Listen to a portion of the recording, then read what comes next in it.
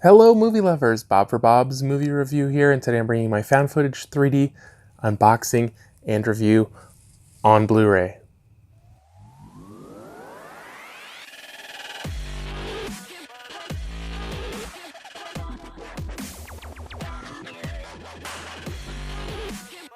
Be sure to click subscribe and click on the bell icon to be notified whenever I upload great new content. If you do enjoy the video, be sure to show it some love and give it a like rating. So this is the Blu-ray only version. It does have retro 3D glasses included, no 3D TV necessary, found footage 3D. So it does have the red-blue glasses in it, and you can use that to watch 3D. This one is from Shudder, one of the most entertaining horror films this year.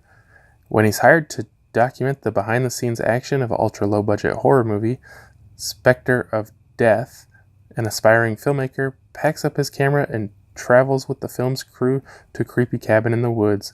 But when the fictional evil presence from their film begins appearing in the behind-the-scenes footage, he has to figure out how to stop it, or it just may find its way into the real world. Do not miss. This one's rated R for language throughout, violence, gore, and a scene of sexuality. Runtime is approximately 100 minutes. If you guys have seen this one, I'd love to hear your thoughts in the comment section below. I thought this movie looked really interesting, and I'm definitely excited to check it out. I saw it at Walmart, and they did have it with this cool lenticular cover. Let's check out the inside. So here's your 3D glasses. They're just plain white. You get 2 pairs, so hopefully you don't have more than one friend. And here's a look at the disc. So the disc doesn't really have a lot on it, but it is, it's weird though, because it has the glasses, but it's just black. So it's, I guess, technically an alternate artwork, but not exactly. Alright guys, so I checked this one out. It is a horror movie, and just so you guys know, you do have the option to watch this in 2D or 3D. I really don't care for those red-blue glasses 3D movies, so I chose to watch this in just the standard 2D version. It's directed by DeGennaro. It stars Carter Roy, Alena von Stroheim, Chris O'Brien, Tom Saporito, Scott Allen Perry, and Jessica Perrin. So in this movie, it is about a group of people, a very small group of people, making this found footage style movie. Now, the main guy, Derek, he's kind of wrote the movie, he's producing the movie, he is directing the movie. He did hire a director, but I kind of feel like maybe that was just so that he could credit a director for the movie other than himself. Because his whole thing is he's kind of trying to twist everything and turn everything to get this movie made, and he's willing to lie and cheat and do whatever he can to make people believe this is going to be a really great movie. And he has this idea to make it in 3D. Now, his director, he, for some reason, feels like everything should be believable and serious, and I mean, it's really not that kind of movie. It's a found footage horror movie about a ghost. Now, the majority of the footage in this movie is actually from the behind the scenes camera. Derek's brother is editing the movie and filming all the behind the scenes stuff as it's going on. Now, one of the big things about this movie, and I'm not really sure why this was such a big part of the movie, is that the 2 main actors, Derek and Amy, they're also the main actors in the movie that they're making. And in real life, in the movie, they are married but separated, and then in the movie, they're married and on vacation. And in the real life aspect of the movie, this is super confusing, they're just fighting all the time, and they don't get along, and it just ends up being them fighting a lot back and forth. And then in the movie, they're fighting back and forth. You know, it's sometimes you don't know if, and I think that was kind of a thing they did, where it would be like a scene would start, and then you're like, okay, is this the movie they're making, or are they just not starting the acting yet? This is the behind the scenes where they're just yelling at each other for real.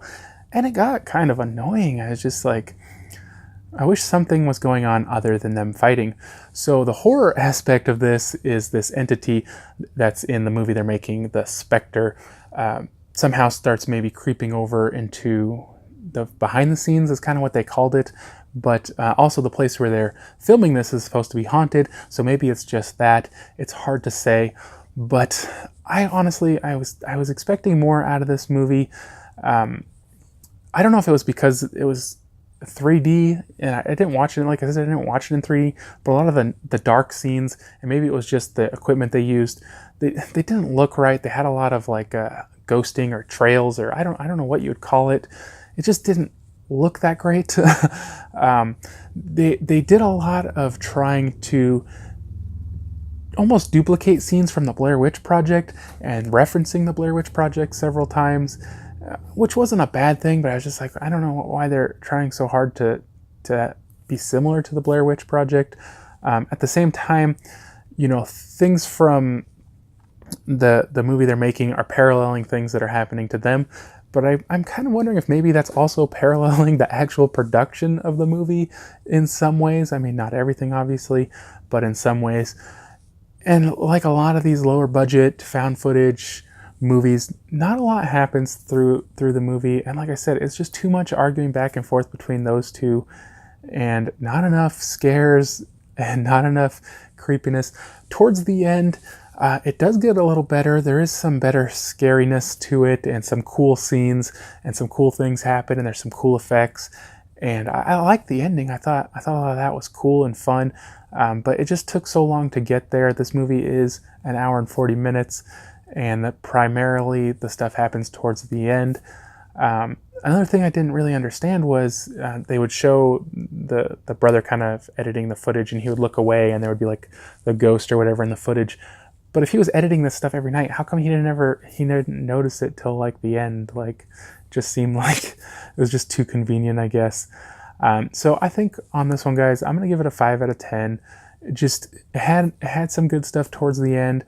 Took too long to get there, and yeah. So if you guys like found footage movies, though, you might enjoy this one. It's definitely not the worst by any means, but definitely not the best.